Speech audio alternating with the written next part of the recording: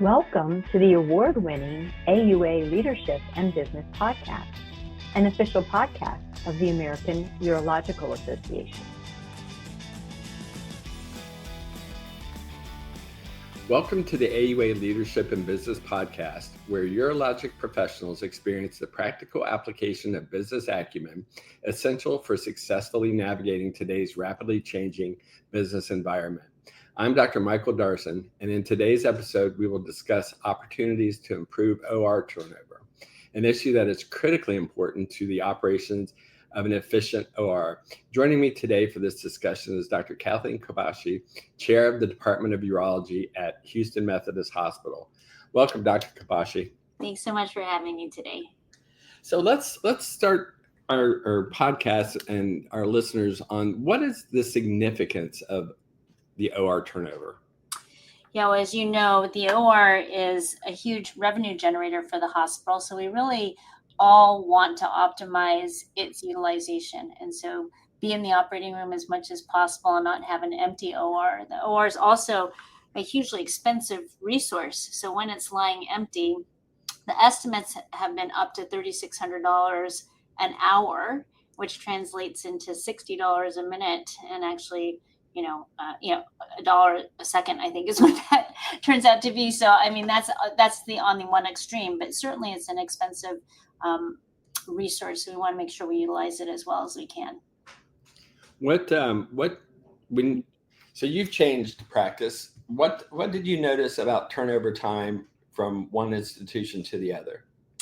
It's very interesting because, of course, the environment, the type of OR that you're in makes a big difference. So if you're in the main OR where there's big cases going on, big robotic cases, the turnover is a lot more involved, right? There's more equipment, there's more stuff on the floor, there's more, you're spending more hours in the OR, and so there's more to clean up after, versus quick, small outpatient procedures that are, lots of cases in a day with quick turnovers and lots of turnovers in a day.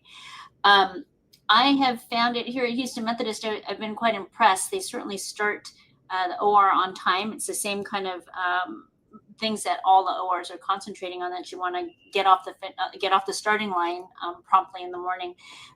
But for a big organization like this, I've found that it's quite quick and nimble. But still, there's always more opportunity to improve upon things. So, what I found impressive is, of course, no surprise, but every institution, every OR is striving to optimize that piece. What are some of the challenges? I mean, you started talking about some of the challenges. Go at a more granular level of the challenges of turnover, and then we can start talking about maybe how to change it or improve them.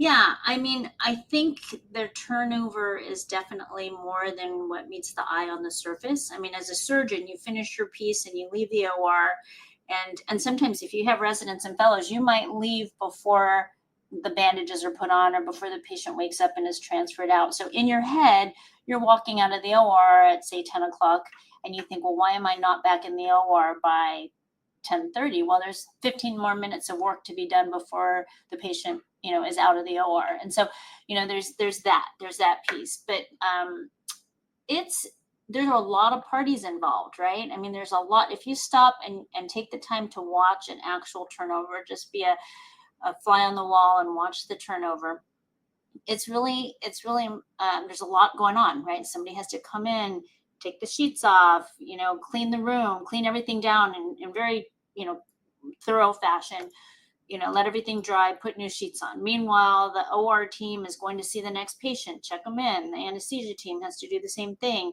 The surgeon is writing their notes and writing the orders. And, all of these things are a piece of the turnover, in addition to setting up for the next patient to come in, maybe a different case. So they're going to have different equipment. The anesthesia team is going to have different needs for each patient.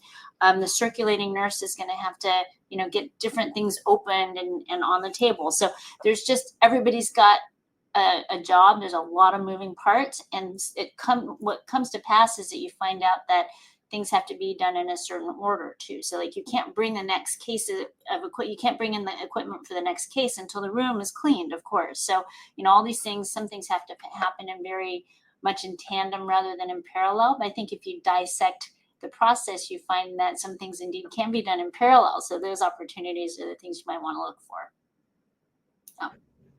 What at say the main OR where you're at now, do they have a time that they shoot for between cases? And the same question for the outpatient surgery. Yeah, absolutely. I mean, the target is under 30 minutes. I think, again, you have to think, are you turning over a cysto endoscopy case? Or was it a quick case? Was there a lot of irrigation used, that sort of thing? Or was it a quickie little, just put up a stent case versus turning over a big, 6-8 hour big oncologic case or a robotic case where there's a lot of equipment to turn over and, but still we look for an average to be under 30 minutes. The cysto rooms are a little different timing, but, in the outpatient setting where I started being here at Houston Methodist, the outpatient setting, we got down to like 10 minutes. If you were really on it, if the team was really on it. And, of course, the days that there are observations going on, everybody's on their best behavior. But the point is that that's doable. So we should be striving for that as long as we don't compromise patient safety and care.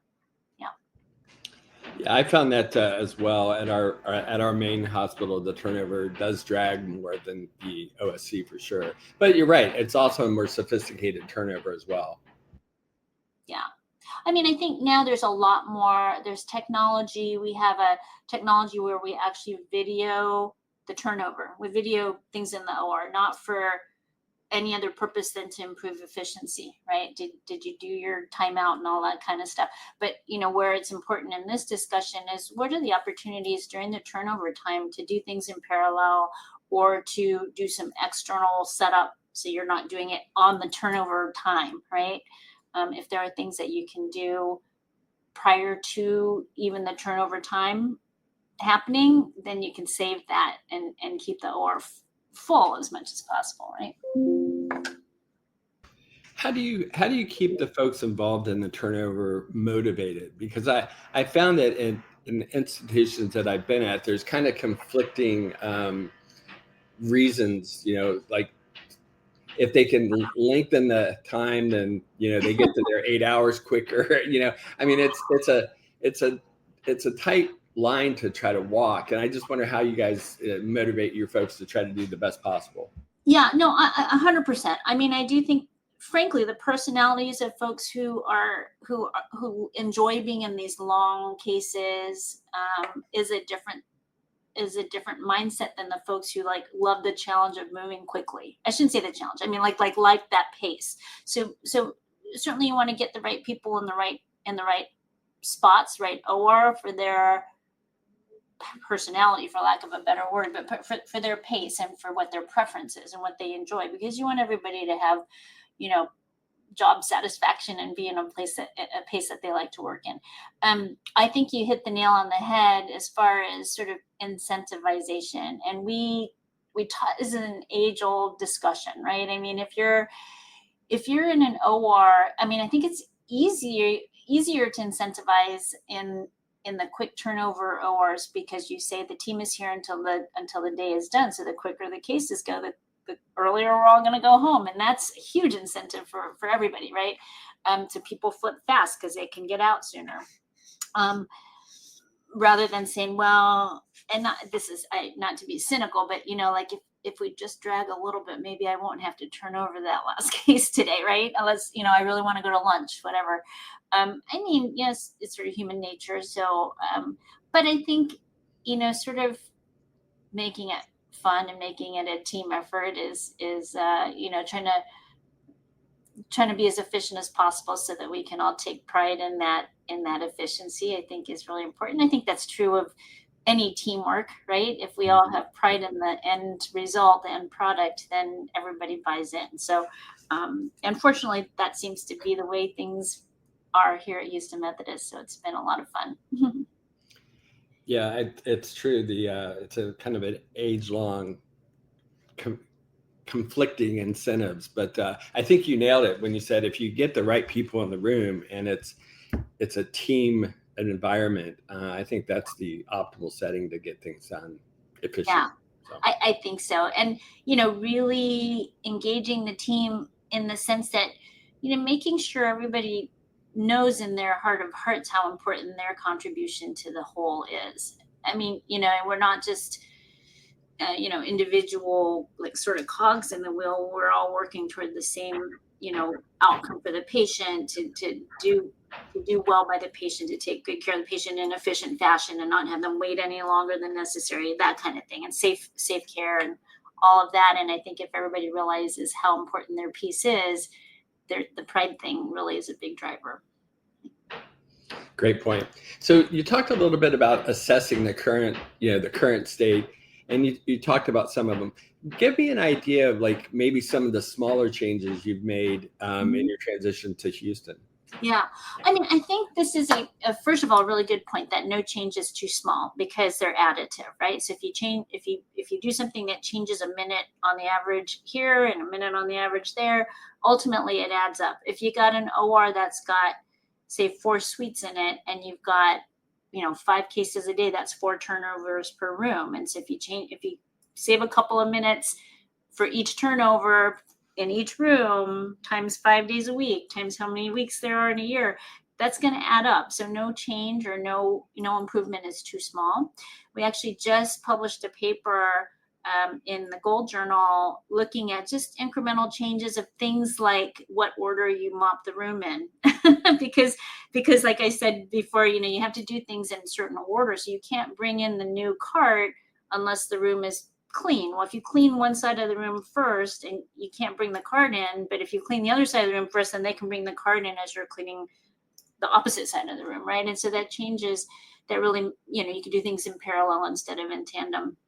Ultimately, when we looked at it in that paper and kind of translated it very, very theoretically, but translated it into dollars and cents, it was millions of dollars by the end of the year. If you go on this $3,600 per hour metric, and again, that's just, putting a stake in the sand, but it translates into true dollars and cents. So Yeah, those are definitely some big numbers. At your current institution, like, who's in charge of, kind of constantly trying to improve this process? That's a great question. I mean, everybody is, not to the point that nobody is. Like, we're looking at that. We look at these metrics. We are very transparent about the numbers and the opportunities to the whole department in our quarterly service line meetings. I mean, if there's a big initiative coming down the pike that we decided we are going to try to do something like mop, just as an example, mopping the floor in a different order or whatever, we present that real time to the team. So I think that communication is really important. So people, like for everything, any change management you do, you want to make sure people understand the why behind it, or they feel like it's just another thing, that we're trying to impose upon them. But if everybody knows the overall big picture why, then it's easier to get people to try new things. But, of course, the OR efficiency is, there's a charge nurse for the OR, and there's our OR VP who's always looking at these metrics. But by yourself, you can't sit in your office and look at these numbers and say, I want them to be better. I mean, it's a team, everybody, because there's so many operators that are involved in turnover, including the patient, by the way. I mean, that's always the thing, like, you're super efficient, and then the patient says, oh, can I just go to the restroom one more time? And you're like, no, you can't. But no, all joking aside, there are a lot of parties involved, right? There's anesthesia tech, sometimes anesthesia resident or CRNA. There's surgeon, assist, resident, fellow. There's circulator, there's assistant circulator, there's the scrub tech, x-ray tech, whatever. I mean, there's a lot of people involved. And so everybody has to show up, and do their part.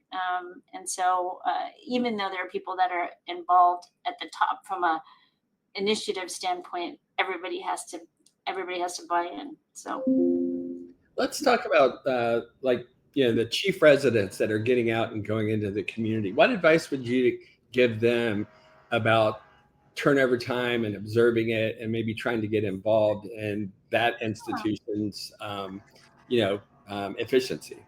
Well, that's a great question.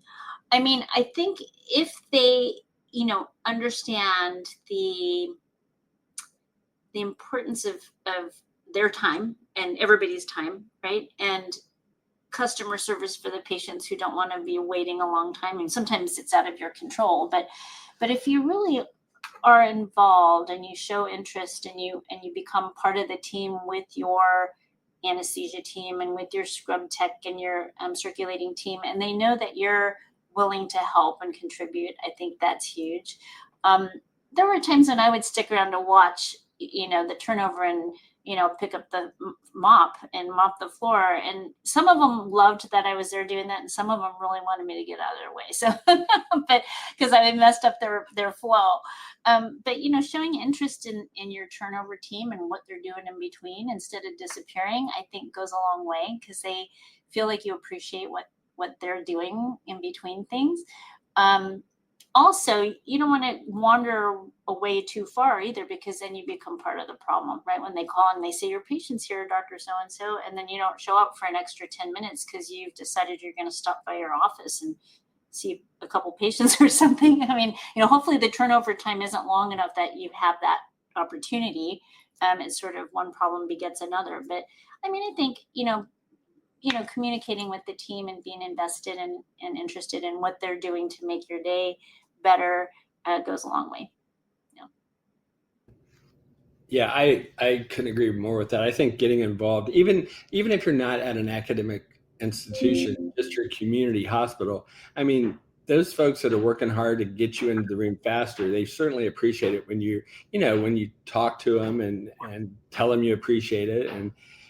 And like you said, even pick up a mop every once in a while and just kind of scoot things along. Yeah, it goes a long way. And I think that's one of the things that I kind of try to tell our residents is, just get to know the surgery desk, get to know the people, because it goes a long way. You're in clinic and you see a stone at 3:00 and you think, man, if I could get this on right after clinic, that'd be great. And then, it really helps to become part of the team. So I agree.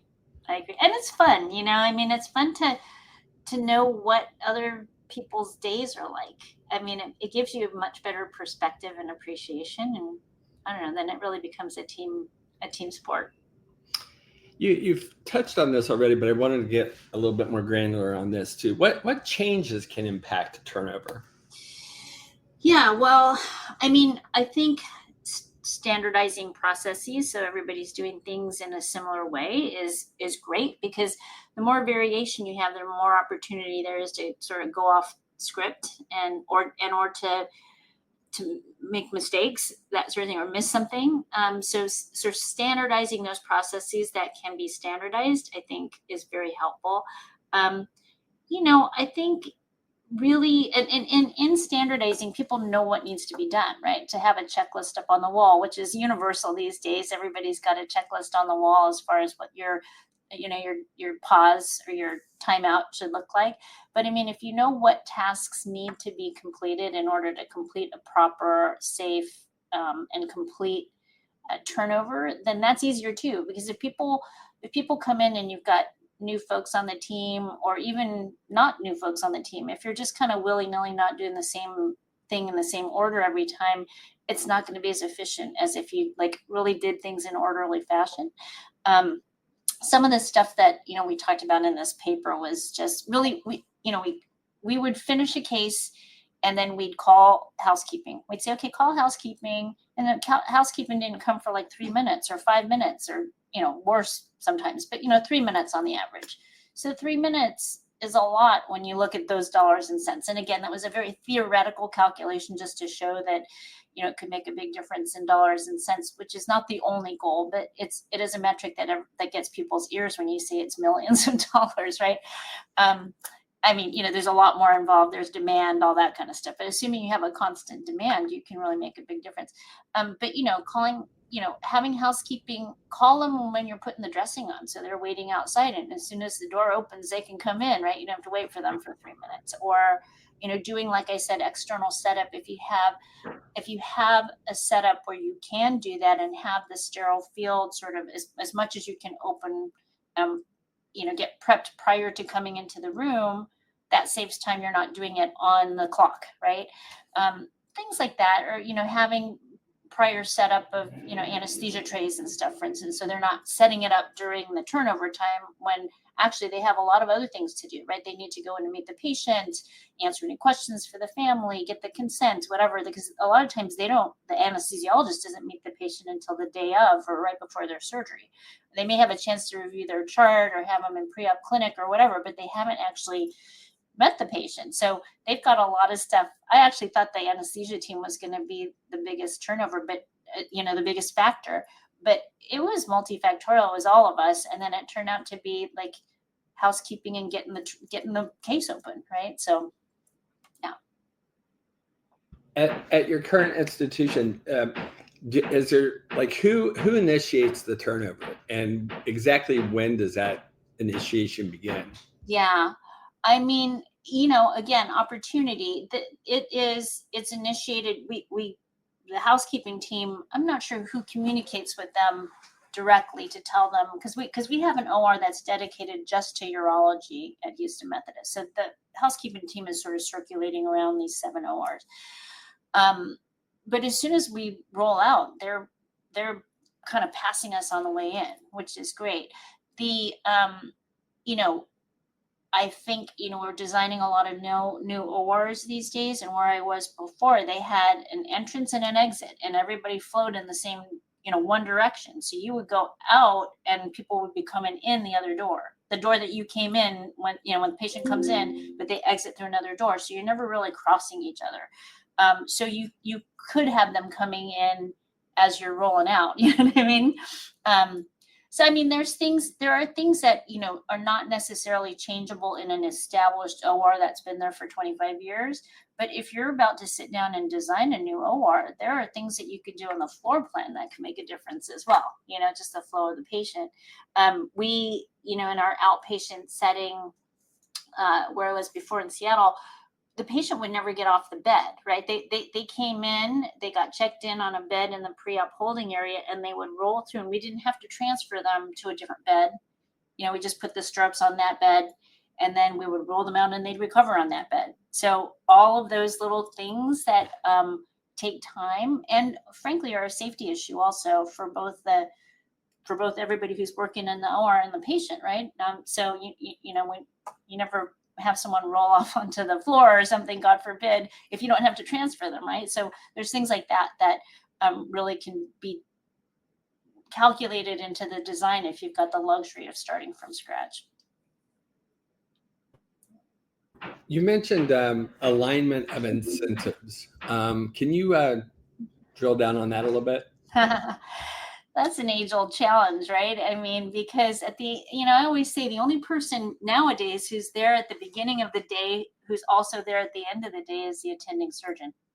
I mean, anesthesia. I mean, and that's no criticism. That's maybe we didn't do it right or whatever when we were designing this whole thing. But all joking aside, the anesthesia team, they come in a lot earlier than we do. So again, it's so important to know what everybody's shoes are like, right? What their day is like. So it's not like, wow, they're leaving at 3:00. They were there like an hour and a half before we as surgeons rolled in, right? So but their shift. So they finish unless they're on call, and then the ORs go down. You go down to, it sort of funnels down into fewer rooms after 3:00, and then again after 5:00. But it's hard to align incentives because it's different, right? We're there until the day is done.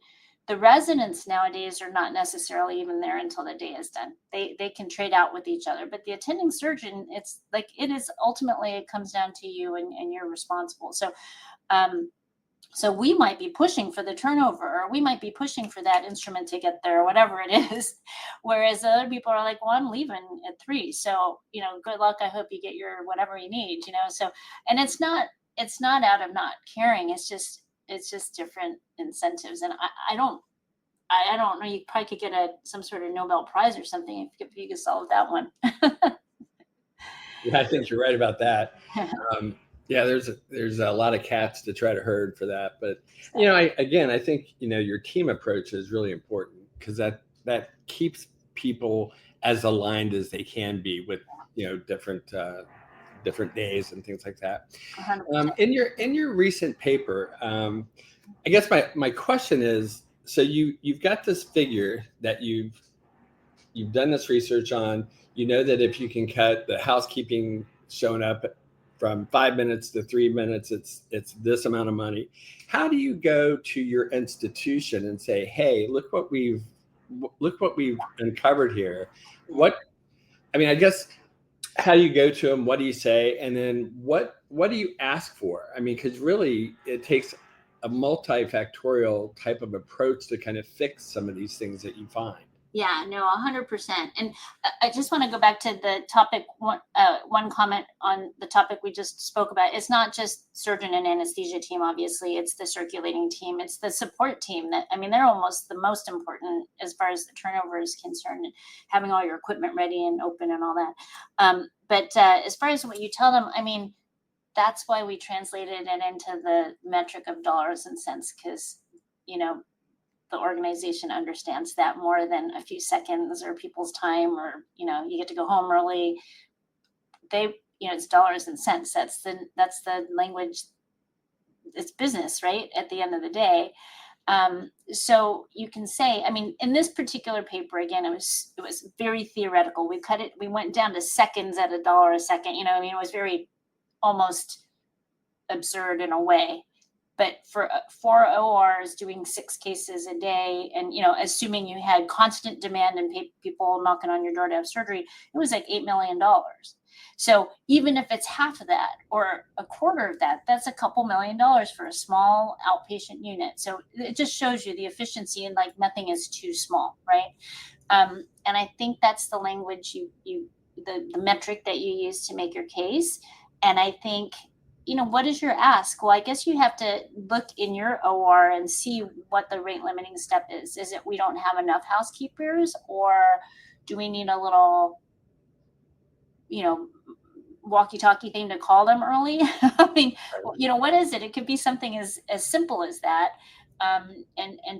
If you can identify exactly where your opportunity and the problem or the speed bump is, you can ask for whatever it is to take that speed bump away. Yeah. It's interesting, because as you were talking, I was thinking, man, that is a lot of money. And then you go to administrator and they're like, well, if we hire 2 more housekeepers, it's going to be X. It's all those little logistics. Like you said, there's so many moving parts that I think have a clear understanding that allows you to go in and have a more accurate ask ultimately. Yeah.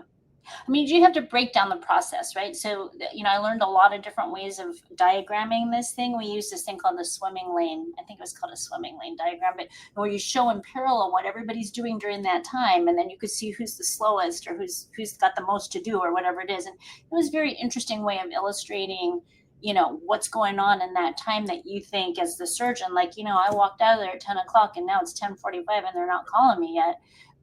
Well, first of all, you walked out, you got a head start because the bandage isn't even on yet, right? So you can't count that time. It's time out, wheels out to when they're ready to receive the next patient. That's the turnover time, really. So, I think we all have to start with the same boundaries for the process you're looking at, and then really sit down and invest the time in looking at the process and what each operator is doing to see what the opportunities are. Sounds like a pretty interesting paper. It is published. It's published in the Gold Journal. Yep, just recently, a couple months ago, actually. Okay, great. I'll definitely look that up. What are there any other points from the paper that you'd like to point out? No, I think the biggest message is that no change is too small. I mean, like, investing some time to watch what's going on in between goes a long way, and it's very interesting. And I think there's always opportunity. So that's not specific to the paper. I think it's just specific to, it was general comments on our daily practice. And I mean, that's true in clinic. It's true in, getting prior authorization or whatever it is. I mean, every step can be dissected and looked at to add some efficiency. I always, during the podcast, try to ask a question or two from the resident standpoint, and then maybe somebody that's in the middle of their career and they're in this case, let's just say they're really fed up with their turnover time at their institution and they feel like they're handcuffed. What advice would you give those physicians? I mean, I think, again, we can all get frustrated about XYZ in your day. I think in order to have a voice, you have to invest time in understanding what that is. If you're just criticizing or complaining, then no one's going to listen. But if you watch and you take the time to, if you show interest in what everybody's doing to contribute to it, well, first of all, you might realize that there isn't really a lot of opportunity to tighten it up. That's just 30 minutes is 30 minutes, and that's what it takes for a big case. But you might identify something and be able to first, show appreciation to the people who are working hard to help your day get smoother. But, oh, by the way, maybe we can try to do this, little things like that. I think, it's always nice to come with some sort of a idea for a solution than just, complaints. So. Yeah, there's a couple sayings for that. Yeah. Well, listen, Dr. Kobashi, this has been great. Thanks for sharing your time and expertise with us today. Thank you. It was a lot of fun. Thank you to our audience for joining us on the AUA Leadership and Business Podcast. Until next time, continue to learn, lead, and excel.